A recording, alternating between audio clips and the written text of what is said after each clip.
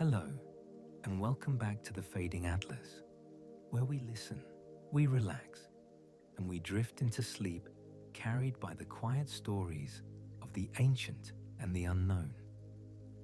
I'm glad you're here tonight. Whatever kind of day you had, whether it was long, whether it was quiet, whether it passed in a blur you can barely remember now, it's over. You made it through. And now you're here, in the dark, looking for somewhere calm to rest your mind. Tonight, I have a story for you that is very, very old. It is a story about a city. Not a city you can visit, not a city that appears on any modern map. It is a city that may have existed once, thousands of years ago, on an island in the sea. A place of extraordinary beauty and ambition, of concentric rings of water and stone, of temples that caught the light of the sun and harbors that welcomed ships from every direction. A city that, according to the oldest account we have, was swallowed by the ocean in a single day and a single night, and was never seen again. Its name is Atlantis. You've heard the name before. Everyone has. It is one of those words that carries an entire world inside it. A feeling of depth, of loss, of something magnificent and unreachable resting just below the surface of what we can know. For over 2,000 years, people have searched for it. Scholars, dreamers, explorers, divers, philosophers. They have pointed to islands in the Mediterranean, to structures off the coast of Japan, to strange formations in the Sahara Desert, to the frozen edges of Antarctica. And none of them, not one, has ever proven beyond doubt that they found it. And yet we keep looking. Century after century, generation after generation, the search continues, not because the evidence grows stronger, but because the longing never fades. There is something about the idea of a sunken city, a golden world resting quietly at the bottom of the sea, that speaks to the deepest part of us, the part that wonders whether the best of what humanity has been might still be out there, waiting beneath the waves, in the dark, in the silence. That is what tonight's story is really about. Not whether Atlantis was real, though we will walk gently through the evidence, turning it over like smooth stones in our hands. But why the idea of it has never left us. Why, after 24 centuries, we still feel the pull of a city no one alive has ever seen. So let the day go. Let the thoughts that have been circling your mind begin to slow. You don't need to solve anything tonight. You don't need to remember anything. You don't even need to stay awake for the whole story. The rain will be here the entire time, and so will I, and the story will carry you wherever you need to go. Let's begin. Before we go to Atlantis, let's go somewhere closer first.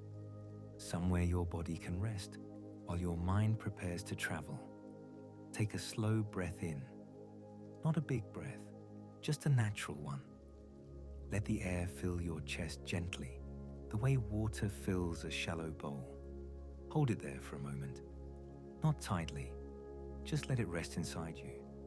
And now, let it go. Slowly.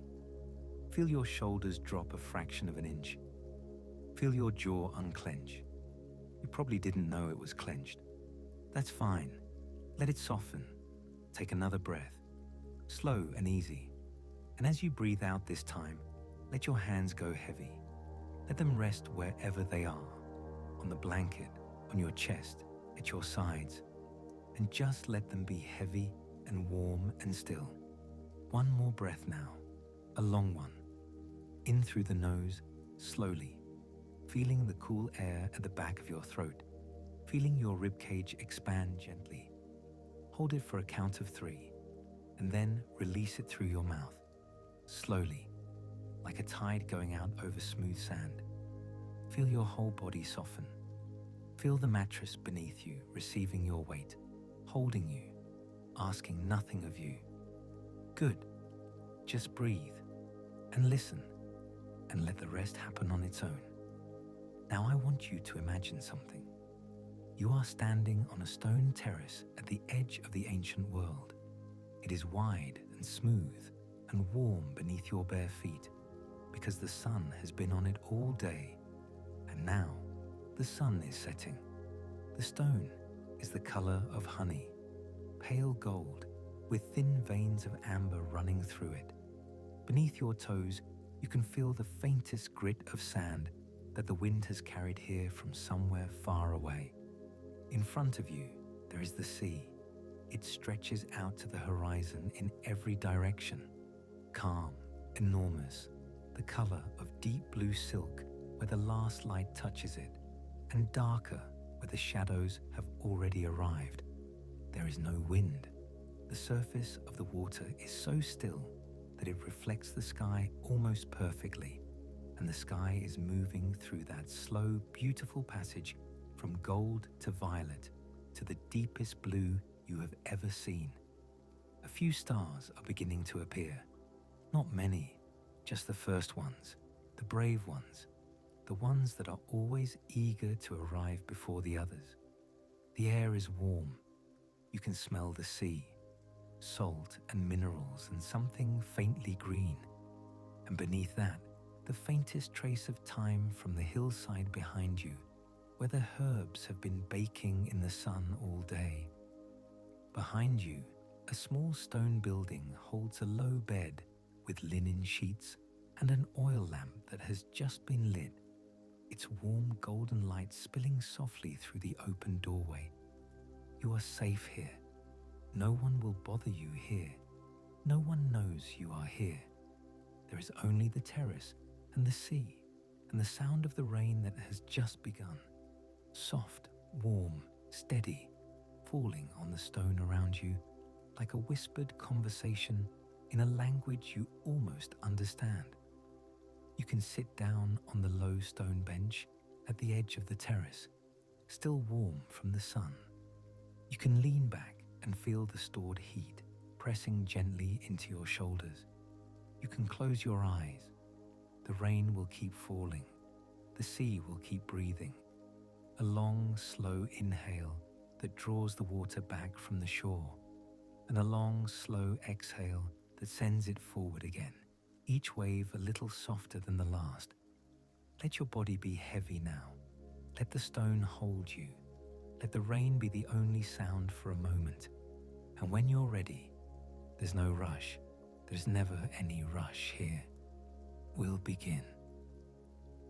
The story of Atlantis begins, as so many of the most enduring stories do, not with a discovery, but with a conversation.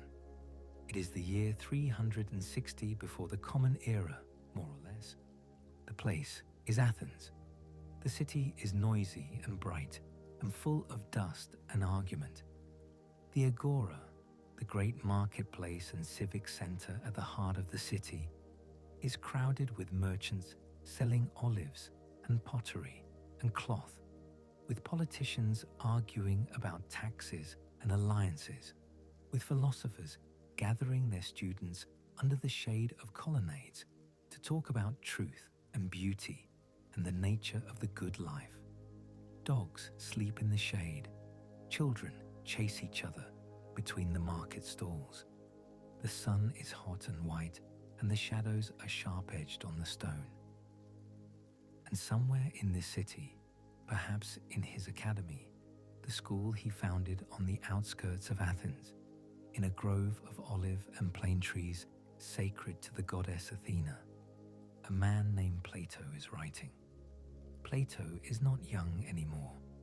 He is in his late 60s or early 70s, and he has spent a lifetime building one of the most extraordinary bodies of thought the world has ever known. He writes in dialogues, conversations between characters, some real, some imagined, and through these conversations he explores everything: mathematics, love, politics, the nature of the soul, the shape of reality itself. He is, in many ways, the architect of Western thought.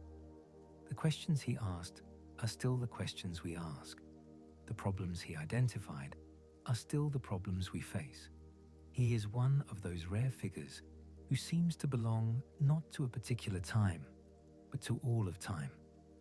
And near the end of his life, in two of his later dialogues, the Timaeus and the Critias, he tells a story that will outlive everything else he ever wrote. A story that will be retold, reinterpreted, reimagined, searched for, argued about, dreamed of, and longed for across 24 centuries, in every language, on every continent, by people who have never read a single other word Plato wrote. The story is told by a character named Critias, who says he heard it from his grandfather, who heard it from a statesman named Solon, who heard it from Egyptian priests in the city of Sais. Already, you can feel the distance. The story has traveled through at least 4 voices before it reaches the page. It is old when Critias tells it. It was old when Solon heard it. The Egyptian priests spoke of it as something from an age so remote that even their own ancient records could barely reach it. And the Egyptians, remember, were among the most meticulous record keepers the ancient world ever produced. For them to call something old was to call it very old indeed. And this is what the priest told Solon, 9,000 years before his time, which would place it around 11,600 years before our own era. There existed, beyond the Pillars of Heracles, which we now call the Strait of Gibraltar, a great island, an island larger than Libya and Asia Minor combined. And on this island, there was a powerful and remarkable civilization, a civilization that had built a city of extraordinary beauty and complexity, a city of concentric rings of water and land, of bridges and tunnels, of temples covered in silver and gold, of harbors filled with ships from every corner of the known world. This was Atlantis. Plato describes it with a specificity that has haunted scholars ever since. He gives measurements. He describes the dimensions of the central island, the width of the water channels, the layout of the canals that connected the inner harbor to the open sea.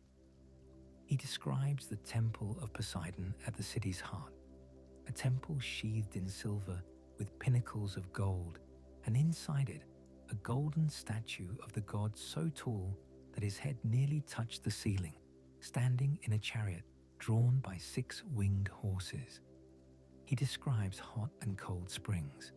He describes a race course for horses. He describes the kinds of trees that grew there, the fruits they bore, and the elephants that roamed the island, a detail that has puzzled scholars, since elephants are not native to any Atlantic island, but that Plato includes with the same calm specificity as everything else. It is extraordinarily detailed for a myth, and that is the first thing that catches you. Plato, who could be abstract and metaphorical and elusive when he chose to be, is, in this case, almost architectural. He is drawing a blueprint. He is giving you enough information to build the city in your mind, stone by stone, ring by ring, canal by canal. He wants you to see it. He wants you to feel the weight of it, the scale of it, the sheer material reality of it. And then he tells you what happened to it. The people of Atlantis, he says, were once noble. They were descended from the god Poseidon himself, and for many generations they lived with virtue and wisdom. They valued what was good over what was grand. They wore their wealth lightly. They governed with justice. They saw through the appearance of things to the truth of things, and they understood that the greatest happiness comes not from possessing much, but from needing little. But over time, slowly, the way all erosion happens, the way a river carves a valley not in a day, but over 10,000 years, the divine portion within them began to fade. The mortal element grew stronger. They became greedy. They became aggressive. They turned their extraordinary power outward, sending armies to conquer other lands. They invaded the Mediterranean. They threatened Egypt. They threatened Athens itself. And it was Athens, smaller, simpler, possessed of fewer ships and fewer soldiers, but possessed of a deeper courage and a purer sense of justice, that stood against them and turned them back. And then the gods acted. In a single day and a single night of terrible earthquakes and floods, the island of Atlantis sank beneath the sea. It disappeared entirely, leaving behind only shoals of mud that made the ocean in that region impassable for generations. The civilization, the temples, the harbors, the concentric rings of water and stone, all of it gone, swallowed by the waves as if it had never existed, as if the sea had opened its mouth and gently, firmly, irrevocably closed it again. Plato never finished the story. The Critias breaks off mid-sentence, incomplete. We do not know if he intended to write more, or if he simply set down his pen and turned to other things, or if age and weariness overtook him before he could reach the end. What we know is that those few pages, less than 30 in most modern translations, created an idea so powerful that it has never stopped reverberating, an idea that has outlasted empires, survived the fall of Rome, the Dark Ages, the Renaissance, the Enlightenment, the Industrial Revolution, the Space Age, an idea that is, right now, tonight, as alive in the human imagination as it was the day Plato first set it down. And lying here tonight, listening to the rain, you do not need to decide whether it was real. Not yet, not ever, if you don't want to. For now, it is enough to know that a philosopher sat down in Athens 2,300 years ago and described a city of such beauty that the world has been searching for it ever since. Let that image rest in your mind. The rings of water, the temple at the center, the golden statue catching the last of the light before the waves came. And let's move deeper.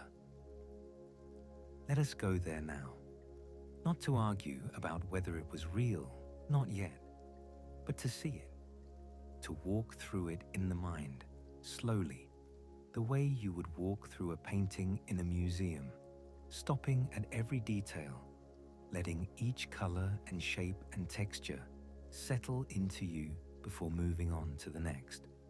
The island sits in the open sea beyond the strait. It is large. Plato says larger than Libya and Asia Minor together, which, even allowing for the imprecision of ancient geography, suggests something vast. The climate is mild. The soil is rich. There are forests and meadows and rivers and a great central plain that stretches for hundreds of miles, ringed by mountains that come down nearly to the sea. The mountains shelter the plain from the north wind, so the air is warm and still, and the growing season is long, and the harvests are generous. And at the heart of the island, there is the city. It begins with a low hill, a hill that sits near the southern coast, a few miles from the sea, surrounded by a flat and even plain. And it is here, Plato tells us, that Poseidon, the god of the ocean, the shaker of the earth, came when the world was young and fell in love with a mortal woman named Cleito. She lived on this hill, alone or nearly alone, and Poseidon came to her across the water. And what happened between them was the beginning of a dynasty that would rule Atlantis for generations. To protect her and to keep her close, Poseidon reshaped the land around the hill. He carved alternating rings of sea and earth around it, 2 rings of land, 3 rings of water, so that the hill became an island within an island within an island, each ring a perfect circle, each channel filled with the sea. The precision is striking. The symmetry is deliberate. This is not a city that grew organically, the way most cities do, sprawling outward in response to need and opportunity. This is a city that was designed, conceived as a whole, and the designer was a god. On the innermost island, the central hill, Poseidon built a home for Plato and himself, and there the royal line of Atlantis began. 10 sons, born in 5 pairs of twins, each given a portion of the island to rule. The eldest, Atlas, received the central island and the surrounding region, and the whole island, and eventually the whole ocean, took his name. Over the generations, the descendants of Poseidon transformed these concentric rings into something monumental. The outermost ring of water was 3 stades wide, roughly 550 meters, and the ring of land beside it was equally vast. They dug a great canal from the outermost ring to the open sea, wide enough and deep enough for the largest ships of the ancient world to pass through. And this canal ran straight as an arrow for 50 stades, nearly 9 kilometers, connecting the city to the coast. They bridged the rings of water with stone bridges and dug tunnels at the waterline so that triremes could sail from one ring to the next, passing beneath the land bridges above. Imagine it for a moment. You are arriving by ship. Your vessel has passed through the great canal and entered the outermost ring of water. The canal walls are high on either side, cut from the living rock, and then suddenly they fall away, and the ring opens before you, a vast circular waterway, wide as a river, curving away to the left and right until it disappears around the bend of the island. On either side of you, the ring of land rises gently, and it is covered with life. Plato describes guard towers and docks and enclosed harbors packed with ships from every nation. He describes buildings made of red, white, and black stone, quarried from beneath the island itself. Not imported, but drawn from the living rock, so that the architecture has a natural, almost geological beauty. Some buildings are of a single color, pure white or deep red, or the dark charcoal black of volcanic stone. Others are a patchwork of all 3, striped and banded, and Plato says this gave them a certain pleasure to the eye, a beauty that was natural rather than contrived. You pass under a bridge, massive, wide, built from the same multicolored stone, and enter the second ring of water. Here the space narrows. The ring of land beside you is thicker now, more developed, and it holds a great race course, a hippodrome that runs the full circle of the island, where horses race along a track wide enough for chariots to pass side by side. There are temples here too, and gardens with ancient trees whose canopies touch overhead, and exercise grounds where athletes train in the open air, their bodies glistening with olive oil in the afternoon sun. The sound of water is everywhere, the rings of sea shifting gently around you, the splash of oars, the distant echo of voices carrying over the water, the cry of seabirds wheeling above the rooftops. And then you pass through the final channel beneath the last bridge, and you arrive at the center, the central island, the original hill. And here everything changes. The temple of Poseidon stands before you, and it is, even by the standards of ancient exaggeration, breathtaking. One stayed long and 3 plethora wide, roughly 180 meters by 90 meters. It is enormous, outsizing even the great temples of mainland Greece. Its exterior is covered entirely in silver, except for the pinnacles, which are gold, so that the roof gleams like a second sun, catching the light and throwing it back across the concentric rings of water in rippling golden reflections. Inside, the ceiling is ivory, inlaid with gold and silver and orichalcum, a mysterious metal that Plato describes as second only to gold in value, a metal that glowed like fire and that no one in the modern world has ever been able to identify with certainty.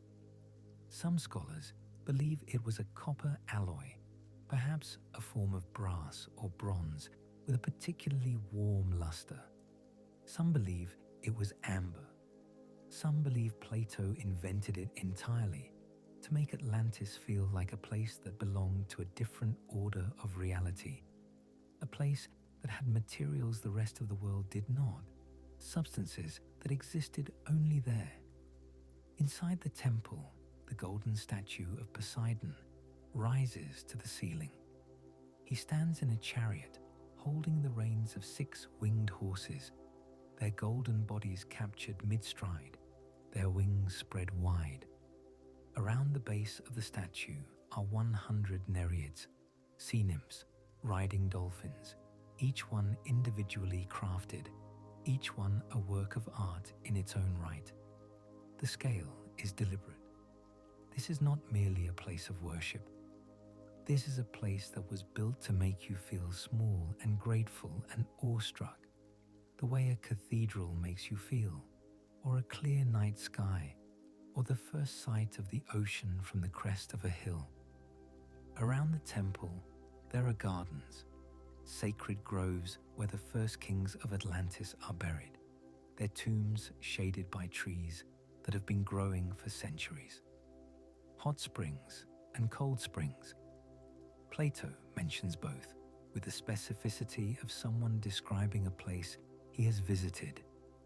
Piped into baths and pools, some for the kings, some for the women, some for the common people, some even for the horses and the animals. The water is warm and abundant and faintly mineral, and the island smells of steam and green growing things and the salt of the surrounding sea. And surrounding it all, enclosing the entire city in a series of protective circles, is a great wall, a wall that begins at the outermost ring and circles the whole complex, coated in brass that gleams like a warm mirror, an inner wall coated in tin so that it shines with a cooler, more silvery light, and the wall around the citadel itself coated in orichalcum, that unknown fire-colored metal, so that the innermost wall seems to glow from within, as if the city's heart were lit by a flame that never went out. This is the city. This is Atlantis as Plato built it in words. And the remarkable thing, the thing that has kept scholars and dreamers and storytellers awake for 24 centuries, is how specific it is. This is not a vague fairy tale about a golden kingdom far away. This is an engineering document. These are dimensions, materials, spatial relationships, drainage systems, public amenities. Plato is not waving his hands. He is drawing plans. And those plans are consistent. They make structural sense. An engineer could, in theory, build this city. It would work. Whether those plans were memory or invention, we do not yet know. Perhaps we never will. But tonight, let the city stand. Let the rings of water hold still. Let the temple catch the last of the light, and let the orichalcum glow, and let the ships rest quietly in the harbor, their sails furled, their hulls rocking gently on the water. There is no urgency here. There is only the image and the rain and the slow wonder of a city that someone, a very long time ago, thought was worth describing in extraordinary detail. For nearly 2,000 years after Plato wrote those pages, the story of Atlantis was treated mostly as what Plato likely intended it to be: a philosophical allegory, a cautionary tale about power and corruption and the fragility of virtue. Aristotle, Plato's own student, reportedly dismissed it as fiction. The man who invented it also destroyed it, he is said to have remarked, with the quiet devastation that only a former student can deliver. Other ancient writers mentioned Atlantis: Strabo, Pliny the Elder, Proclus, but few took it literally. The city lived in the pages of the Timaeus and the Critias, and there it rested, like a ship at anchor, waiting for a tide that would not come for a very long time. And then the world began to change. In the 15th and 16th centuries, European explorers crossed the Atlantic Ocean and found two entire continents that the ancient world had never known existed: the Americas, vast, populated, full of civilizations with their own temples and cities and calendars and histories that predated European contact by thousands of years. The Aztec capital of Tenochtitlan, when the Spanish first saw it, was larger than any city in Europe. The Inca road system spanned thousands of miles. The Maya had mapped the movements of the planets with a precision that rivaled anything in the old world. And suddenly, the idea that there might have been a great landmass beyond the Pillars of Heracles, exactly where Plato said Atlantis was, seemed not so impossible after all. If there could be an unknown world across the Atlantic, with pyramids and temples and sophisticated civilizations, why not a lost island within it? Why not a civilization that had risen and fallen before anyone in Europe or Egypt had begun to keep records? In 1553, a Spanish historian named Francisco López de Gomara became one of the first to suggest, in print, that the Americas might be the remnant of Atlantis. Others followed. The Jesuit scholar Athanasius Kircher, in 1665, published a map showing Atlantis in the middle of the Atlantic Ocean. One of the most famous maps in the history of cartography, though it depicted a place that may never have existed. The idea gained a quiet momentum, spreading through the intellectual circles of Europe, like a vine climbing a wall, slow and persistent, and nearly impossible to remove once established. By the 19th century, the search for Atlantis had become something between an academic pursuit and an obsession. In 1882, a man named Ignatius Donnelly, an American congressman from Minnesota of all things, a man who had also written a book arguing that Francis Bacon wrote Shakespeare's plays, published a work called Atlantis, the Antediluvian World, and it changed everything. Donnelly argued that Atlantis had been a real place, located in the mid-Atlantic, and that it had been the cradle of all civilization. He proposed that the myths of a great flood found in cultures around the world, from the Hebrew Bible to the Hindu Vedas to the legends of the Maya, were all memories of the same catastrophe, the sinking of Atlantis. He connected everything: the pyramids of Egypt and the pyramids of Mexico, the flood stories of Mesopotamia and the flood stories of the Andes, the botanical similarities between Old World and New World crops. He wove a web so vast and so confident that it was almost irresistible. The book was a sensation. It went through dozens of editions.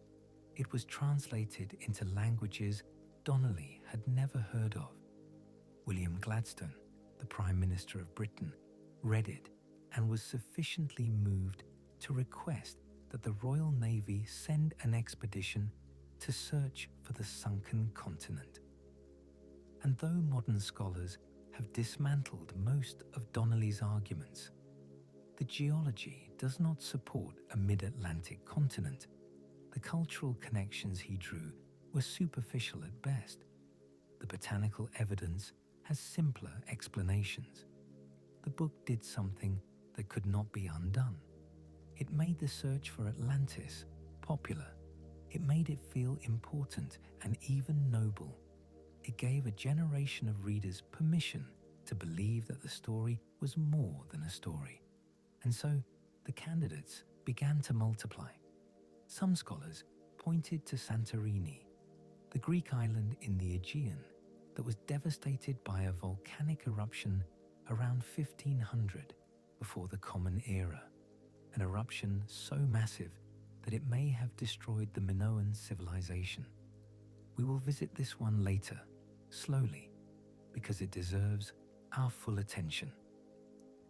Others pointed to the Richat structure in Mauritania, a vast geological formation in the Western Sahara that, when seen from above, appears as a series of concentric rings eerily reminiscent of Plato's description. It sits in what was once a much wetter, much greener North Africa, and its dimensions are surprisingly close to the measurements Plato gave. But it is not underwater. It is not even near the coast anymore. And there is no archaeological evidence, none whatsoever, that any civilization ever built a city there. Others pointed further still, to the coast of Spain, near Cadiz, where the marshlands of Doñana have yielded tantalizing hints of ancient settlements buried beneath the mud, to the shallow waters around the Bahamas, where in 1968 a formation of large flat stones was discovered near the island of Bimini, a formation that some believed was a road or a wall, and others believed was nothing more than natural beach rock cracked in regular patterns by geological processes that have nothing to do with human hands. Some pointed to Antarctica, proposing that the continent had once been ice-free and that Atlantis lay beneath the glaciers, preserved in the cold like a mammoth in permafrost. Some pointed to Indonesia, arguing that the islands of Southeast Asia were the remnants of a much larger landmass that had been fragmented by rising sea levels at the end of the last ice age.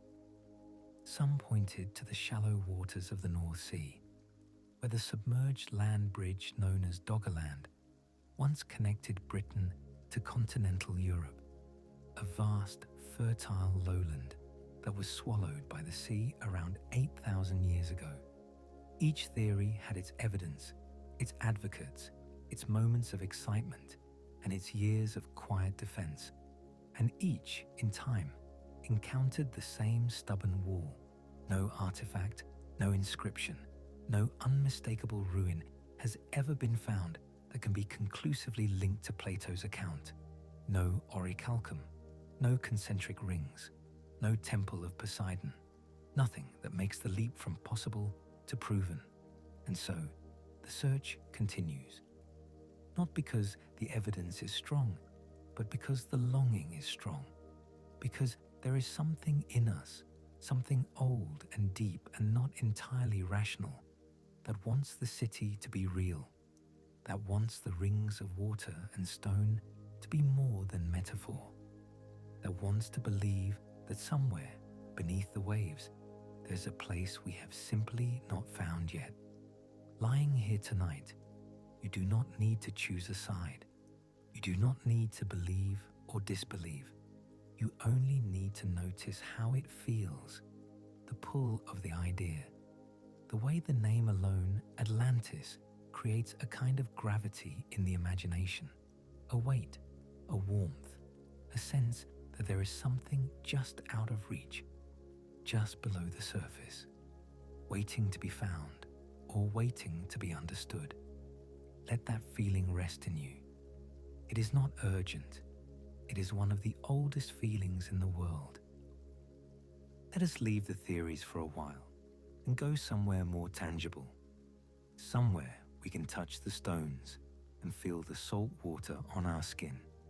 Because the truth is, you do not need Atlantis to find cities beneath the sea. They are already there. Real ones, documented ones. Cities that once held markets and temples and the sound of human voices, and that now hold only silence and the slow passage of marine life through their streets. The Mediterranean Sea is, in many ways, a museum of drowned civilizations. Its shores have been inhabited for longer than almost any other coastline on Earth.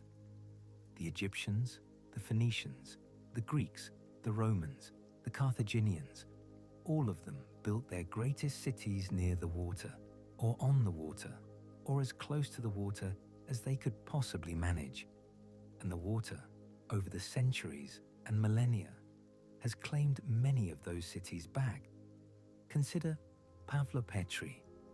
It lies just off the southern tip of the Peloponnese, in Greece, in water so shallow that on a calm day, you can see the outlines of its buildings from the surface. It was discovered in 1967 by a British oceanographer named Nicholas Fleming, who was snorkeling in the area and noticed that the rocks beneath him were not random. They were arranged in straight lines, at right angles, in patterns that could only have been made by human hands. It is at least 5,000 years old, possibly older, making it one of the oldest submerged cities ever discovered. Its streets are still recognizable. Its foundations still trace the outlines of houses, courtyards, and what appear to be tombs. It was a functioning Bronze Age town, home to people who traded and worshipped and raised their children and buried their dead within sight of the sea. They made pottery. They stored grain. They argued with their neighbors about property lines and water rights. They were ordinary people living ordinary lives in a town that happened to be built on a coastline that was slowly, imperceptibly sinking. And then, over the centuries, the land slowly subsided and the sea slowly rose. And one day, not in a single catastrophic night, but gradually, over generations, the lowest streets began to flood at high tide. And then the floors of the houses, and then the rooftops, and then the town was gone, slipped beneath the surface like a thought you can't quite hold on to, like a word on the tip of your tongue that dissolves before you can speak it. No one destroyed Pavlopetri. No god punished it. The water simply came, the way water always comes, patiently, without malice, without memory, without any awareness that it was erasing a world. Or consider Heraklion, Thonis Heraklion, as the Egyptians called it. For centuries, it was thought to be a legend, mentioned in ancient texts, but never found, like so many places that exist only in the footnotes of old books. It was said to be a great port city at the mouth of the Nile, a gateway between Egypt and Greece, a customs house and a temple town, a place where Heracles himself was supposed to have set foot when he visited Egypt in the Age of Myth. And then, in the year 2000, a French underwater archaeologist named Frank Goddio found it. It was lying beneath the waters of Abukir Bay, near Alexandria, buried under layers of sand and sediment, in water about 10 meters deep. What he found was extraordinary. Colossal statues, still intact, lying on their backs in the silt like sleeping giants. Temple walls still standing, draped in seagrass, their hieroglyphs still legible beneath the algae. gold coins, bronze vessels, perfectly preserved ceramic jars that still held traces of the offerings they had once contained. The remains of more than 60 ancient ships sunk in the harbor where they had once been moored, their wooden hulls pressed flat by the sediment, but their shapes still recognizable. The city had not been destroyed by a single catastrophe. It had sunk slowly over centuries as the delta sediments beneath it liquefied during earthquakes and floods, and the weight of its own buildings pressed it down into the soft earth, inch by inch, century by century, until the water closed over it and the world above forgot it was there. Imagine diving there. Imagine descending through 10 meters of warm Egyptian water, the sunlight filtering through the surface above you in long golden shafts that wave and ripple like curtains of light. Your body grows lighter as you sink. The sounds of the surface, the lap of waves, the cry of gulls, the hum of the research boat's engines fade to nothing, replaced by the soft rush of your own breathing through the regulator and the gentle clicking and popping of the reef. And then, emerging from the murk and the sediment, a face, a stone face, 3 times the size of your own, staring upward with calm, blank eyes.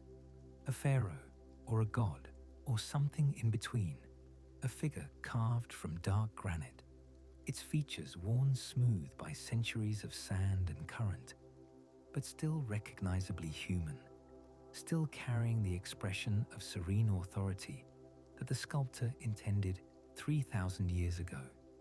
And beyond it, the outlines of walls, streets, the foundations of a temple, an entire city, silent and still, with fish drifting through its doorways and anemones growing in the cracks of its stones, and small crabs making their homes in the spaces where priests once walked. This is what the sea does to cities, not all at once, not with the dramatic fury that Plato described, but slowly, gently, with a patience that spans centuries and a thoroughness that nothing can resist. The water rises, the land sinks, the coastline shifts, and what was once a busy harbor, full of voices and the creak of rigging and the smell of fish and tar, becomes a quiet garden of stone and coral and forgetting. There are others, so many others. Dwarka, off the western coast of India, believed by some to be the legendary city of Krishna, where sonar surveys have revealed what appear to be stone walls and geometric foundations beneath the Arabian Sea. Baiae, the Roman resort town near Naples, where the villas of emperors and senators now lie submerged in the volcanic waters of the Gulf of Pozzuoli, their mosaic floors still visible through the clear water, their frescoed walls slowly dissolving into the sea, the painted faces of gods and nymphs fading into the blue, the old port of Alexandria itself, where the remains of Cleopatra's royal quarter lie beneath the harbor, along with fragments of the great Pharos lighthouse, one of the 7 wonders of the ancient world, toppled by earthquakes centuries ago, and now resting on the seafloor like the scattered pieces of a puzzle that no one will ever reassemble. These are not myths.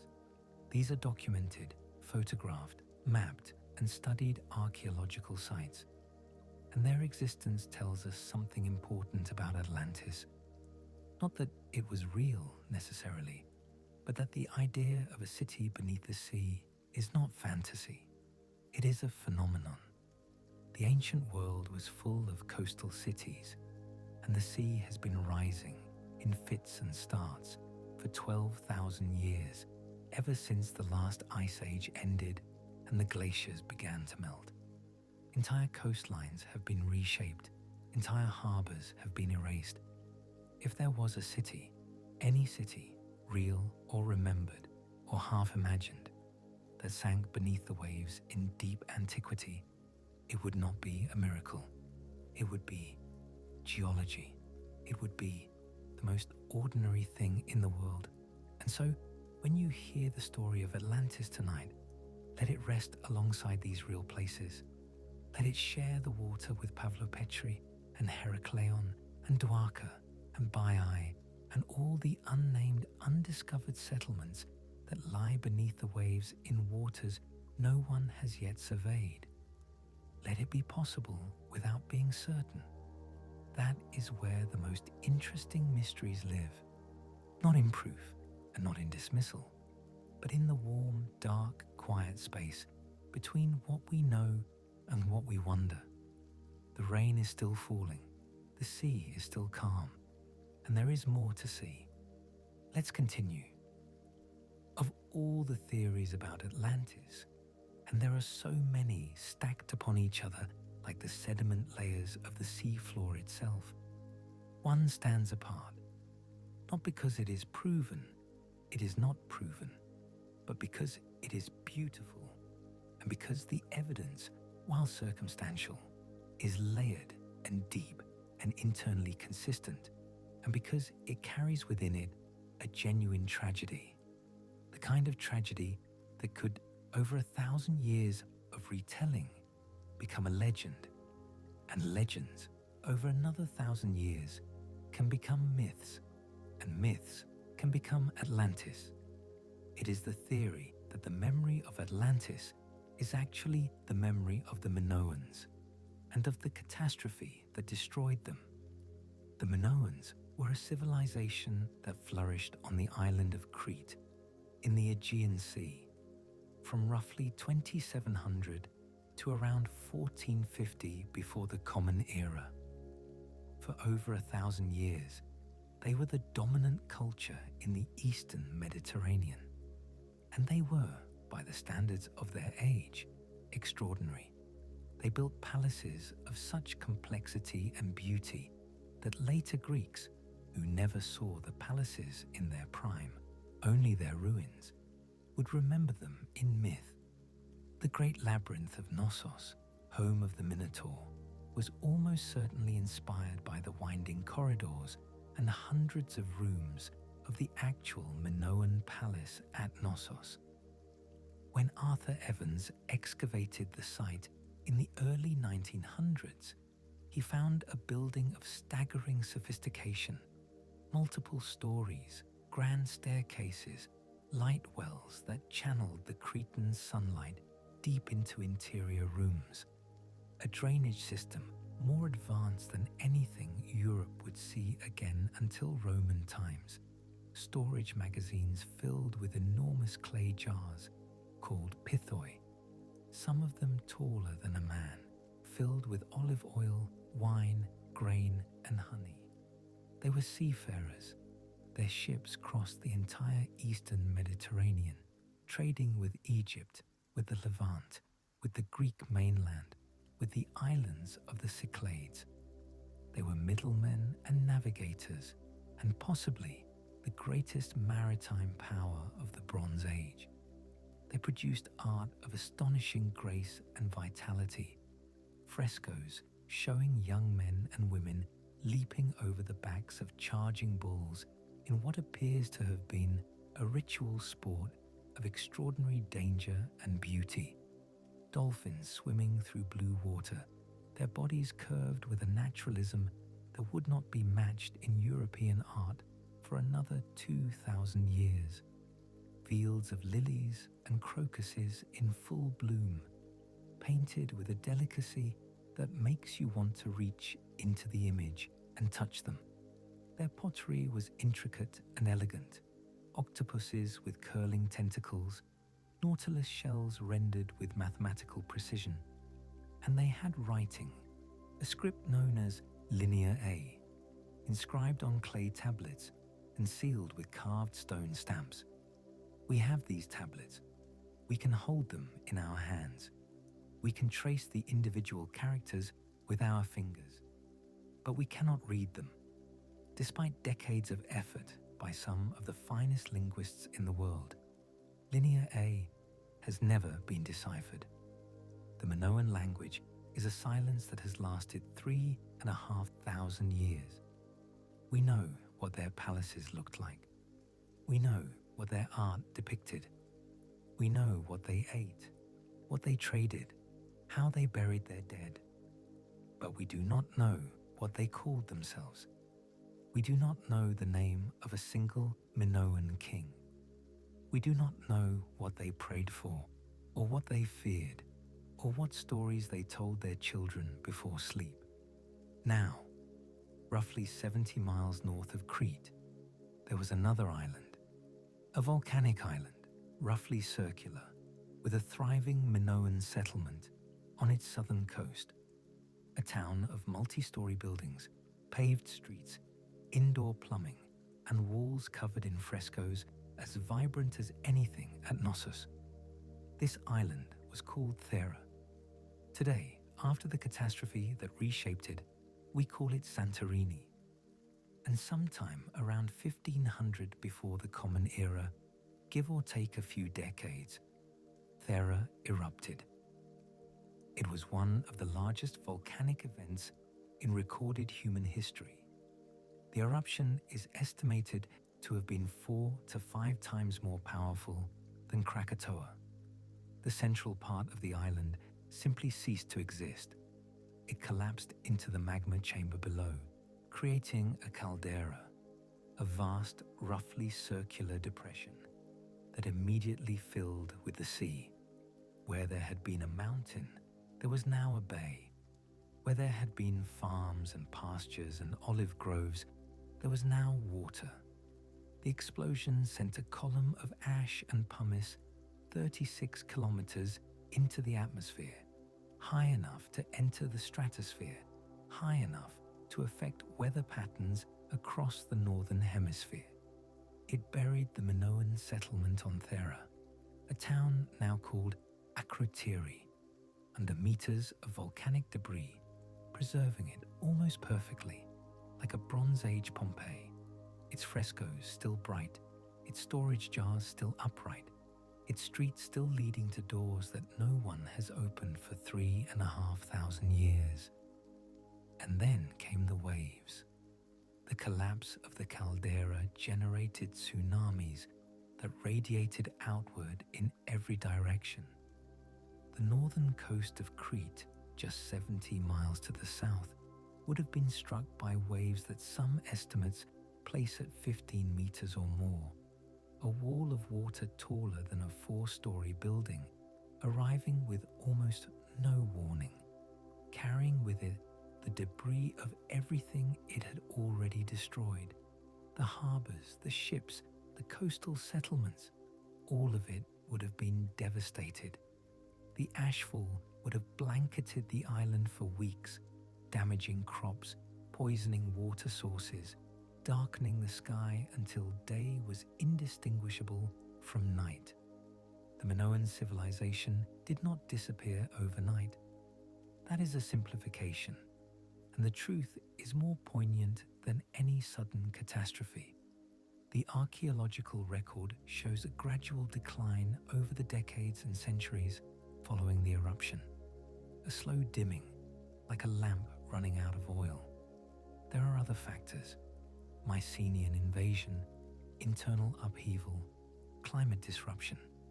But the eruption of Thera was almost certainly the beginning of the end. The most powerful, most creative, most artistically vibrant civilization in the Bronze Age Aegean was mortally wounded by a volcano. And though it lingered, though it continued for perhaps another century in diminished form, it never fully recovered. Within a few generations, the Minoans were absorbed by the Mycenaeans. Their palaces were repurposed or abandoned. Their script fell out of use, and their memory began to fade, first into legend, then into myth, then into a silence so deep that when Evans began digging at Knossos in 1900, no one on Crete had any idea what lay beneath the soil. And here is where Atlantis enters.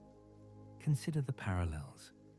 an island civilization of extraordinary beauty and power, a sophisticated, wealthy people who dominated the sea, a catastrophe that destroyed them suddenly and completely, not in a single day and night, perhaps, but close enough that the memory, compressed and distorted over 1,000 years of oral retelling, might remember it that way. An island that partially sank into the sea, a culture that left behind no readable written record, so that later generations could only wonder at who they had been and what they had known. When the Egyptian priests told Solon the story of Atlantis, if that conversation ever happened, they were describing events that had occurred roughly 900 years before Solon's visit, not 9,000 years, as the story claims. Many scholars believe that the factor of 10 was either an error in translation. The Egyptian numbering system, which used different symbols for hundreds and thousands, could easily be misread by a Greek unfamiliar with its conventions, or a deliberate exaggeration to make the story feel more ancient, more grand, more worthy of the telling. If you adjust the dates, reduce the dimensions, and allow for the distortions that always accumulate when a story is passed from voice to voice, across centuries and across languages, the Minoan theory fits Plato's account more closely than any other candidate. Not perfectly. There are details that do not align, but more closely than Bimini or the Richat structure or Antarctica or any of the dozens of other candidates that have been proposed and debated and quietly set aside. And there is something deeply poignant about it, isn't there? The idea that the most beautiful story of a lost civilization in all of Western literature might be the garbled, magnified, half-remembered echo of a real civilization that was genuinely lost.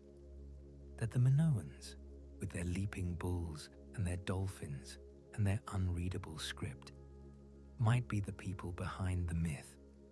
That the golden city of Atlantis might be the palace of Knossos, seen through 1,000 years of fog and salt spray and the distortions of memory.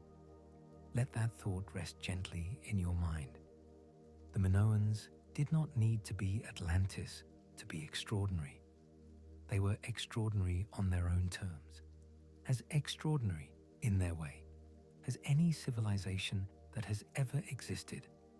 But if there is a connection, even a faint one, even an uncertain one, it makes both stories more beautiful. The myth gains a heartbeat, the history gains a shimmer of legend, and both of them, the real and the imagined, rest now beneath the same warm, dark, patient sea. Here is a question worth sitting with. The way you might sit with a cup of warm tea in both hands, feeling its heat without drinking it right away. There is no hurry. The question has been waiting for a long time. It can wait a little longer. Why has Atlantis endured? It is not the only lost civilization in ancient literature, not by any measure. The Greeks wrote about the island of Ogygia, where the nymph Calypso kept Odysseus for 7 years. The Mesopotamians wrote about Dilmun, a paradise at the edge of the world where the sun rises, a place of fresh water and eternal life. The Hindu texts describe golden cities and sunken kingdoms, Lanka, Dwarka, cities that rose and fell with the turning of the cosmic ages. The Celtic legends speak of Avalon and High Brazil and Lyonesse, places that slipped beneath the waves and can never be found again, places you can see from the shore on certain evenings when the light is right, but can never reach. The Chinese tell of Penglai, a mountain in the sea where immortals dwell. The Norse had Veneta, a rich trading city on the Baltic, that was swallowed by the waves as punishment for its sin. Every culture, it seems, has its lost place, its golden somewhere that once was and is no more. And yet Atlantis is the one we remember. It is the one that has generated thousands of books, hundreds of expeditions, decades of sonar surveys, and an entire genre of speculation that shows no signs of slowing down. Why this one? Why Plato's city and not all the others? Part of it, certainly, is Plato himself. He was not an ordinary storyteller. He was one of the greatest minds in the history of the human species. And the fact that he told this story with such detail, with such apparent seriousness, in the context of a philosophical dialogue about the nature of the ideal state, gives it a weight that other lost city legends do not have. When an anonymous bard sings of a golden island in the west, you can set it aside as folklore, as poetry, as the kind of story that people tell around fires when the night is long. When Plato describes the dimensions of the harbour and the composition of the walls, you pause, you wonder.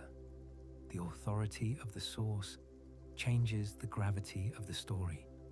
But it is more than that. It is more than Plato's reputation, more than the detail of the description, more than the tantalizing possibility that it might be based on a real place. Atlantis endures because it speaks to something in us that is older than philosophy, something that does not live in the rational mind, but in the emotional one. The longing for a lost golden age, the feeling, quiet, persistent, almost unconscious, present in every culture and every era, that somewhere in the deep past things were better, that there was a time when humans lived more wisely, more beautifully, more in harmony with the world and with each other, and that we lost it, not through some external catastrophe, not through bad luck or cosmic indifference, but through our own failures, our greed, our arrogance, our restlessness, our inability to remain what we once were. Every culture has a version of this feeling. In Genesis, it is the Garden of Eden, a place of perfection lost through a single act of disobedience. In Greek mythology, it is the golden age of Kronos, when humans lived without toil or suffering, when the earth gave its fruits freely and death was gentle as sleep. In Hindu cosmology, it is the Satya Yuga, the age of truth and righteousness, which gives way to progressively darker ages until the world is renewed and the cycle begins again. In Norse mythology, it is the peace before Ragnarok, the long summer before the final winter. In Chinese philosophy, it is the age of the sage kings, when rulers governed by moral example and the people lived in harmony. The names change, but the shape is always the same. Paradise, fall, loss. A world that was once whole and is now broken. A beauty that was once present and is now absent. A harmony that was once natural and must now be struggled for, imperfectly and without guarantee. Atlantis fits this shape perfectly. It was glorious. Its people were noble. They had everything: wealth, power, beauty, divine lineage. And for a time, they used it wisely. And then they fell, slowly, through moral decay, through the gradual erosion of virtue, through the corruption that comes not from poverty, but from abundance. And the gods destroyed what they had built, not in anger exactly, but in sorrow, in the recognition that what had been created could no longer sustain itself. And that is why we keep searching, not because we truly expect to find concentric rings of stone on the ocean floor, not because we believe in our rational minds that there is a temple of Poseidon waiting beneath the waves, but because the search itself is meaningful. It is a way of expressing the hope that the golden age was real, that if we look hard enough, dive deep enough, read the ancient texts carefully enough, we can find evidence that the world was once as beautiful as we feel in our deepest and most private hearts that it should be. There is another reason too, a simpler one, and perhaps more honest. The ocean is vast and we have barely explored it. The deep sea floor remains one of the least mapped, least understood places on Earth. We have better maps of the surface of Mars and of the far side of the Moon than we do of the bottom of the Atlantic. And as long as that remains true, the possibility, however faint, however unlikely, however far from probable, that something is down there remains alive. Not Plato's Atlantis, perhaps, not a city of orichalcum and golden statues, but something, some remnant of a coastal civilization that the rising seas swallowed at the end of the last ice age, some foundation, some carved stone, some trace of human presence that has been sitting on the sea floor for 10,000 years, waiting for the right current to uncover it or the right sonar to detect it. It is almost certainly not there. The geology and the archaeology and the history all point away from it. But the ocean does not care about our conclusions. The ocean keeps its own counsel, and as long as it does, the dream of Atlantis will endure. Breathe slowly now. Feel the weight of your body against the bed. Feel the pillow beneath your head, the warmth of the blankets around you. Notice how the rain has been there the whole time, steady and unhurried, like a companion who does not need to speak to make their presence felt. Let the question of Atlantis rest in your mind, the way a stone rests at the bottom of a clear pool, settled, still, catching whatever light reaches it. We are going deeper now, into the water itself, into the silence at the bottom. Let us descend, not with urgency, not with the frenzy of discovery or the anxiety of proof. Let us descend the way a leaf descends through still water, slowly turning, catching light and releasing it, settling downward not because it chooses to, but because the water invites it. There is nothing to find down here. There is only something to feel. Imagine you are sinking through the Mediterranean. The water at the surface is warm and bright, the color of turquoise where the sunlight fills it, and it holds you gently, the way warm air holds a bird. You can still see the sky above you, a shimmering, rippling ceiling of light, broken into 1,000 shifting fragments, like a stained glass window seen from the inside. And beneath you, the water deepens and the color changes.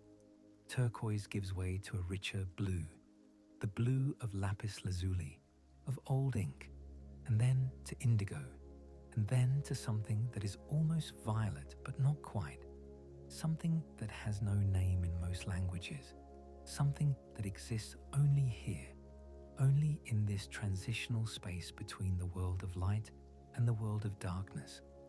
The light fades as you go, not all at once. There is no sharp line between the lit world and the dark one, no border you can point to and say here, this is where the light ends. It is a gradual dimming, like the end of a very long summer day, like the slow closing of an eye. The sun is still there, somewhere above you, but its rays are being absorbed by the water, layer by layer, wavelength by wavelength, the way sound is absorbed by snow.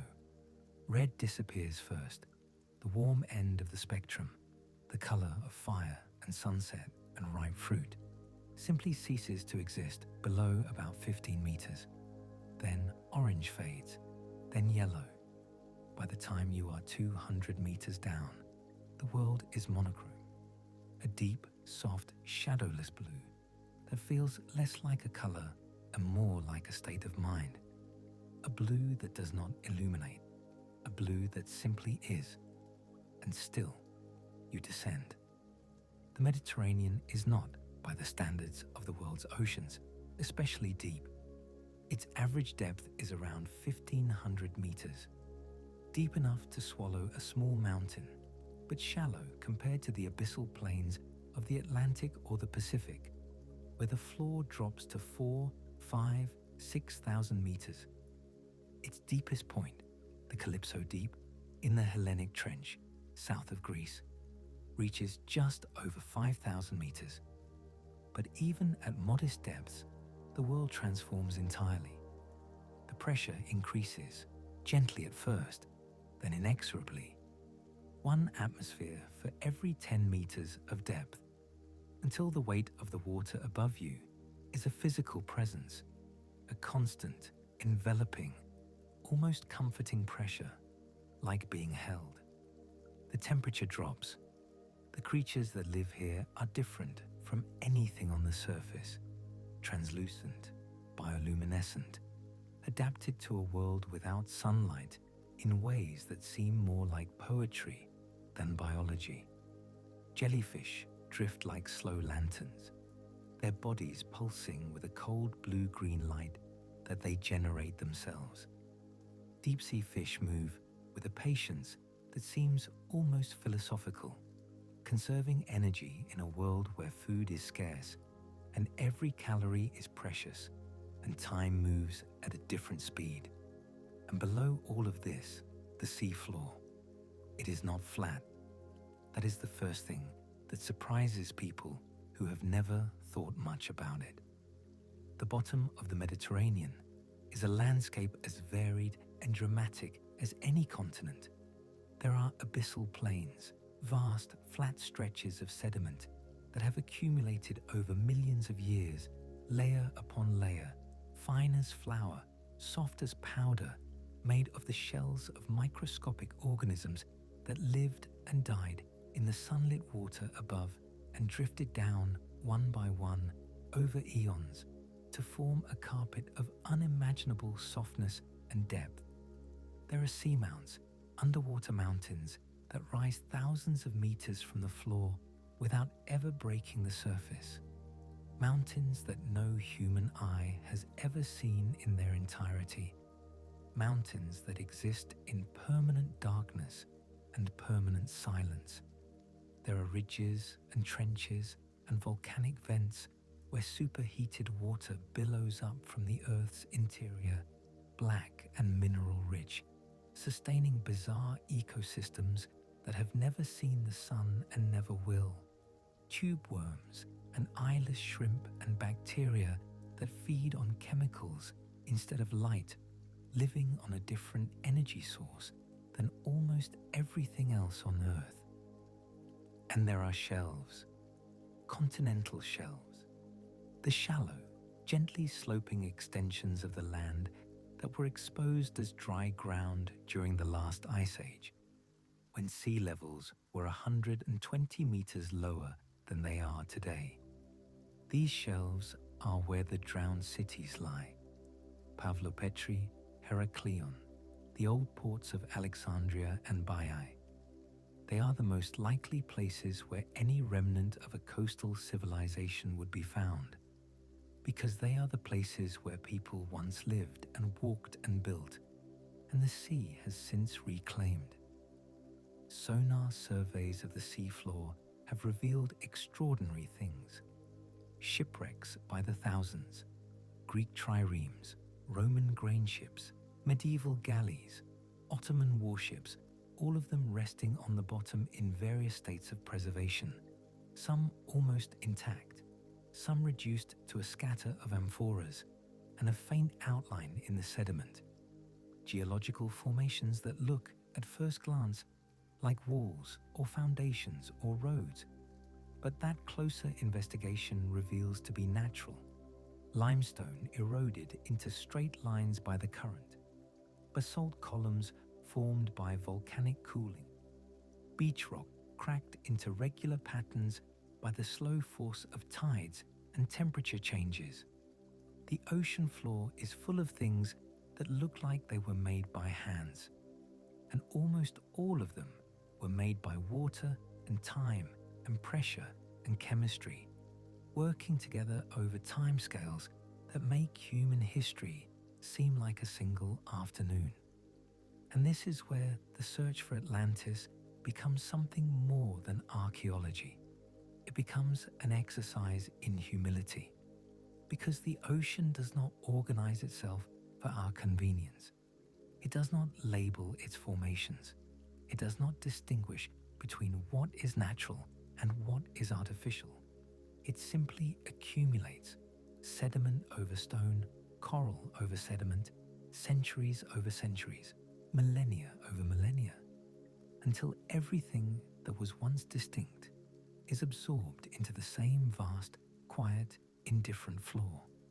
If Atlantis were there, if some fragment of a city, any city, had come to rest on the seafloor 10,000 years ago, what would remain?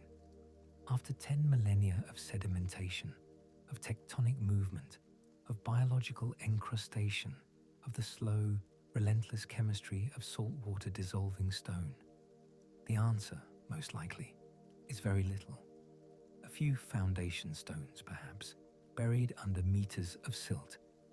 A carved block, worn smooth by millennia of current, its inscriptions long since dissolved into the water that surrounds it. A trace of geometry too regular to be natural, visible only on sonar, ambiguous even then. But imagine descending to feel it, not to prove anything, not to plant a flag or publish a paper or settle a debate, just to be present in the silence where such a city might have become memory. The ocean floor is not empty. It is full of ancient geology, of coral gardens growing in patient spirals, of shadowed ridges where the stone is dark and cool and streaked with minerals that catch the faintest light, of slow-moving currents that carry plankton and sediment, and perhaps the faintest molecular trace of everything that has ever sunk to this depth.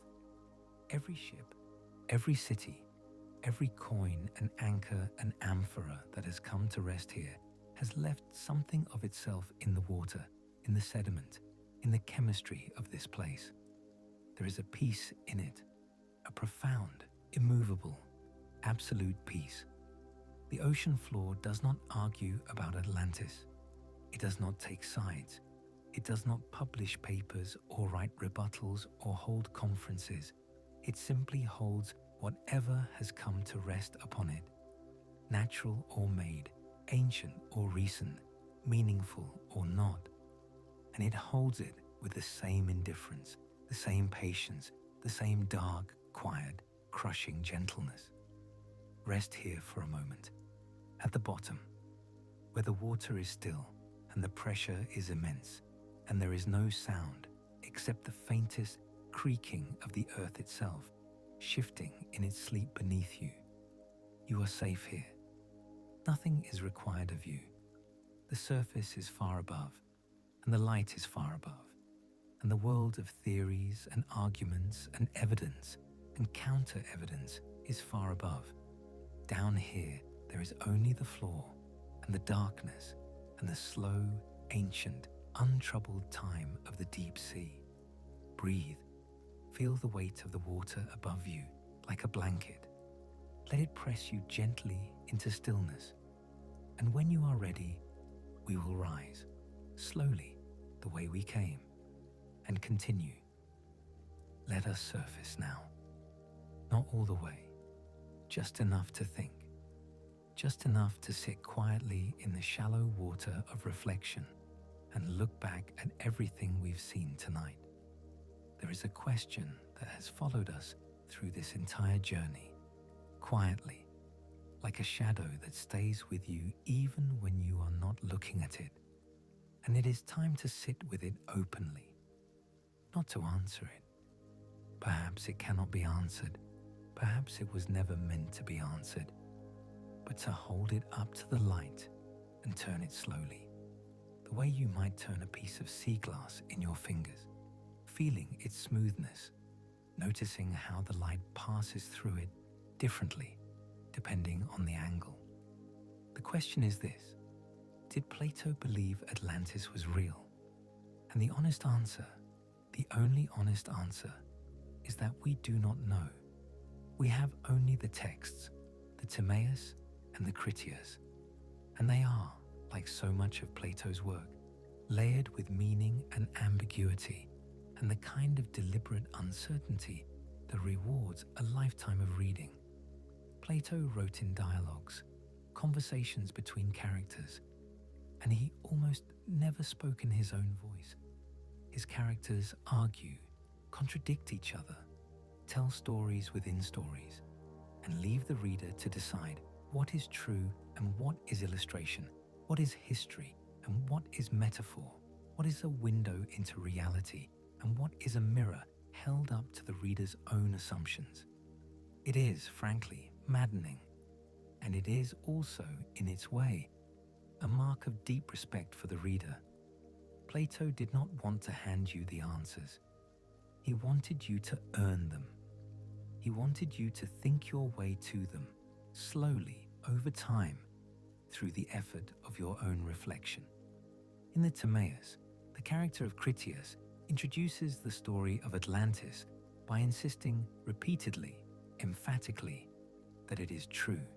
He says it is not a myth, but a genuine history, passed down from the Egyptian priests through Solon to his own family. He emphasizes this several times, as if anticipating the exact skepticism that modern readers would bring to it. And some scholars have taken this at face value. Plato, they argue, would not have his character insist so strenuously on the truth of the story unless he intended the reader to consider it seriously. But other scholars, equally thoughtful, equally versed in Plato, point out that Plato did this kind of thing frequently. His dialogues are full of stories that are presented as true, but are clearly allegorical. The allegory of the cave in the Republic is introduced as a description of what reality is actually like. The allegory of at the end of the same dialogue is presented as the true account of a soldier who died, visited the afterlife, and returned to tell what he saw. Plato uses narrative the way a jeweler uses a setting, not as the jewel itself, but as the frame that holds the jewel in place and directs the light toward it. The story of Atlantis in this reading is not about a real city. It is about Athens. It is about what a good society looks like and what happens when a society loses its virtue. And consider the structure of the tale. On one side, you have Athens, small, simple, modest, governed by a class of guardians who own no property, who seek no personal gain, who live communally and devote themselves to the service of the city. This is, transparently, the ideal state that Plato described in the Republic. It is his vision of what a just society could be. Not wealthy, not powerful, not impressive in any material way, but good. Good in the sense that matters most. Good in its bones. And on the other side, you have Atlantis, vast, wealthy, powerful beyond measure, draped in gold and silver and orichalcum, master of a great military, ruler of an enormous empire, builder of harbors and temples and racecourses and baths. Everything Athens is not. Everything that the world looks at and calls greatness. And what happens? The virtuous society defeats the corrupt one. The small defeats the large. The modest defeats the magnificent. The good defeats the rich. Not through cleverness or trickery, but through the sheer, quiet, unshakable power of justice. It is a moral fable, and it is one that maps perfectly onto Plato's broader philosophical project, which was, at its heart, an argument that virtue is more powerful than wealth, that justice is more durable than empire, that the soul of a civilization matters more than its walls or its harbors or its treasury. And the destruction of Atlantis, the earthquakes and floods that swallowed the island in a single day and night. In Plato's framework, this is not a natural disaster. It is not a geological event or a climate event or a random act of seismic violence. It is a divine judgment. The gods destroyed Atlantis because its people had become unworthy of what they had been given. They had allowed the mortal element in their nature to overwhelm the divine. They had chosen power over wisdom, wealth over virtue, expansion over equilibrium, accumulation over contentment. And so the earth opened, and the sea closed, and the city was gone. Not because the tectonic plates shifted, but because the moral plates shifted first. This is not science, this is philosophy. The sinking of Atlantis is the physical manifestation of a spiritual failure. It is the moment when a civilization's corruption becomes so complete that the world itself can no longer sustain it. The land breaks because the virtue broke first. The water comes because the goodness went first. And here, in the quiet of this night, with the rain still falling and your body still heavy and warm and sinking deeper into rest, there is something deeply calming about that idea. Not the destruction. The destruction is terrible, as all destruction is, but the underlying principle, the idea that there is a relationship between how we live and what endures, that the things we build out of greed and fear and the hunger for dominion are fragile, no matter how grand they appear, no matter how thick their walls or how bright their gold, and that the things we build out of care and wisdom and genuine love for the good, even if they are small, even if they are invisible, even if no one notices, even if they never make it into the history books, have a different kind of permanence. A permanence that does not depend on stone or metal or the depth of a harbor. A permanence that lives in the quality of the life itself. Plato was not writing a geography. He was writing a philosophy. And the philosophy says something that is as true now as it was in 360 before the Common Era, and will be as true 1,000 years from now as it is tonight. What matters is not the size of the city, but the quality of the life lived within it. Let that settle into you, not as an argument, not as something to agree or disagree with, but as a feeling. A warm, quiet feeling, like the last ember in a fire that has been burning all evening, still glowing, still giving off heat, still softly orange at its center, even though the flames are long gone and the room has grown dark and the only sound is the settling of ash and the distant rhythm of the rain. Atlantis, in Plato's hands, is not a tragedy. It is a lesson, and the lesson is not that great civilizations are destined to fall. The lesson is that how a civilization falls depends on what it valued while it stood. The Athenians, in Plato's story, survived. Not because they were more powerful, they were far less powerful, but because they were more just. And that survival, quiet, unheroic, almost invisible beside the spectacular golden cinematic collapse of Atlantis, is the real point of the story. It always has been. But the irony, of course, and it is a deep irony, one that Plato might have anticipated and even relished, is that no one remembers the Athens in the story. Everyone remembers Atlantis, the golden city, the rings of water, the sinking, the loss. We are drawn to the thing that was destroyed, not the thing that endured. We romanticize the failure, not the virtue. We search the ocean floor for the city that fell, and we never once think to search for the city that stood. And perhaps that, too, is part of Plato's point. Perhaps he knew, perhaps he was counting on the fact that the reader would be seduced by Atlantis, would want to find it, would feel the pull of its beauty and its tragedy and its gold.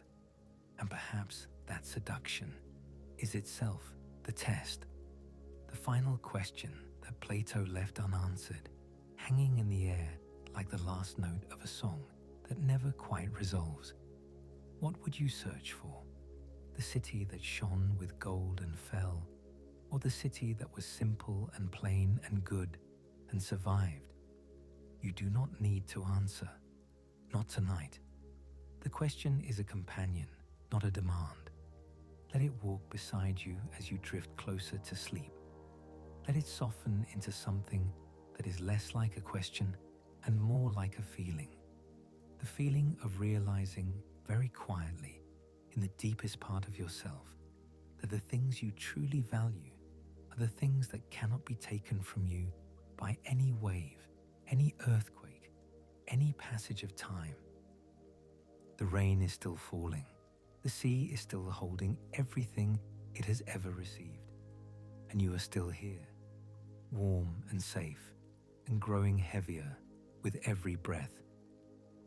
And now we come to the quiet part, the part where the story stops traveling and begins to rest, the part where the questions stop needing answers and start becoming something softer, something you can hold without gripping, something you can carry without weight. Atlantis is gone. Whether it was ever real, a city of stone and water and orichalcum on an island in the sea, or whether it was always an idea, a thought shaped like a city, a longing dressed in architecture and given a name, it is gone either way. The ocean has it, or the imagination has it, and in both cases, it cannot be held in your hands. It cannot be pinned to a map or displayed in a museum or rebuilt on the shore for tourists to photograph. It exists in the space between history and dream, between evidence and wonder, between the last line Plato wrote and the blank page that follows, where the story was going to continue but never did. And there is something peaceful about that. Deeply, unexpectedly peaceful. We spend so much of our lives trying to find things, trying to locate, to define, to pin down, to resolve. We want answers, we want certainty, we want to know where things are and what they mean and whether they are real and how they work and when they happened and why.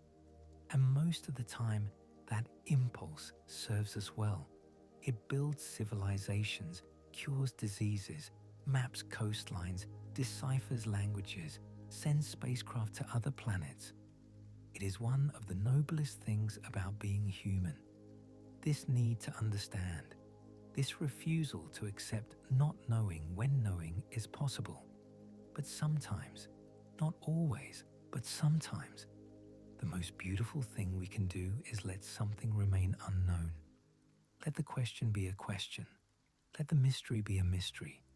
Let the space between what we know and what we wonder remain open, unfilled, unpaved, as wild and uncharted as the deep sea itself. Atlantis does not need to be found to be meaningful. Its meaning has been alive for 24 centuries. Every generation has carried it forward, not as a fact, not as a coordinate on a map, not as an entry in an encyclopedia, but as a feeling of wonder, a feeling of loss so ancient that it has become gentle, the way a stone in a river becomes smooth, not because the water is strong, but because the water is patient. A feeling that somewhere, at some time, something magnificent existed, and though it is gone, its beauty still reverberates, still moves through the world the way a wave moves through water, not by carrying the water forward, but by carrying the energy forward, the shape, the motion, the memory of the original disturbance. Some places are powerful precisely because we cannot fully reach them. They live between history and memory, between imagination and longing, between the world we can prove and the world we can feel. They are not diminished by being unproven. They are enlarged by it, because a city you can visit is bounded by its walls. You can walk its streets, photograph its temples, read the plaques on its monuments, buy a postcard in its gift shop, and leave. It is finite. It is knowable. It is what it is. But a city you can only imagine is bounded by nothing. It can be as beautiful as you need it to be, as peaceful, as golden, as ancient, as still. Think of the concentric rings of water, not as an engineering puzzle to be solved, not as coordinates to be verified, not as a challenge to be met, but as an image, a mandala, circles within circles, water within stone, stone within water, and at the center, a temple, a still point, a place where the noise of the world does not reach, where the current does not pull, where the questions stop and the silence begins. That is what Atlantis has been for millions of people, across dozens of centuries, in hundreds of languages. Not a ruin to be excavated, but a sanctuary to be imagined. A place the mind goes when it needs to rest. A golden city at the bottom of the mind's own ocean, waiting there in the dark, in the quiet, in the warm and unbothered deep. You are in that place now. Not the literal city, not the orichalcum walls or the golden statue of Poseidon or the harbor full of ships, but the feeling of it, the feeling of being in the presence of something ancient and beautiful and calm, the feeling of having searched for a long time and realizing gently, without disappointment, that the search itself was the destination, that the journey through the water and the history and the philosophy and the geology was not leading you to a city at all. It was leading you here, to this bed, to this quiet, to this breath, to this moment, which is the only moment there is. The ocean does not grieve for Atlantis. The ocean does not grieve for anything. It simply holds what it holds, the sediment and the stone, the coral and the current, the remnants and the silence. And it holds it without judgment, without nostalgia, without urgency, without any need for it to mean something more than what it is. The ocean is the most patient thing on earth. It was here before any city was built, and it will be here after every city is gone. And tonight, you can borrow some of that patience. You can let the mystery be a mystery.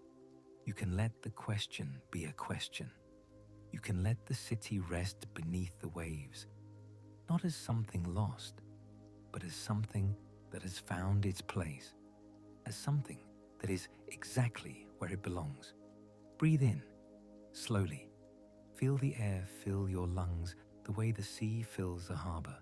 Gently, completely, without force. Breathe out. Feel yourself settle deeper into the bed. Feel the weight of the blankets, the warmth of the pillow, the slow, steady rhythm of the rain, which has been here the whole time, which will be here long after the story ends, which asks nothing of you and offers everything. The city is at rest. The water is still. The rings of stone are quiet, and so are you. This has been The Fading Atlas. Tonight we traveled a long way together. We sat with Plato in Athens and listened as he described a city of impossible beauty. We walked through its concentric rings, its harbors, its temples covered in silver and gold, an orichalcum. We trace the search for Atlantis across centuries and continents, from Donnelly's parlor in Minnesota to the sonar labs of modern marine archaeology. We met the Minoans and stood on the cliffs of Thera before the eruption and after. We dove to the sea floor and found not proof, but something better. A silence so deep and so ancient that it answered a question we hadn't known we were asking. And we rose again, carrying with us not an answer but a feeling. The feeling that some mysteries are not problems to be solved, but gifts to be received. That some cities are more beautiful unfound. That some questions are more nourishing unresolved. Let's take one last breath together. A tidal breath. Breathe in slowly, as if you were drawing the ocean toward you. A long, gentle, gathering wave. Feel it rise in your chest. Feel it crest. Feel the fullness of it. Hold it there for a moment. The way the tide holds at its highest point, perfectly still, perfectly balanced, before it turns. And now, let it go. A slow exhale, the wave receding, drawing back over smooth sand, pulling nothing with it but the softest sound.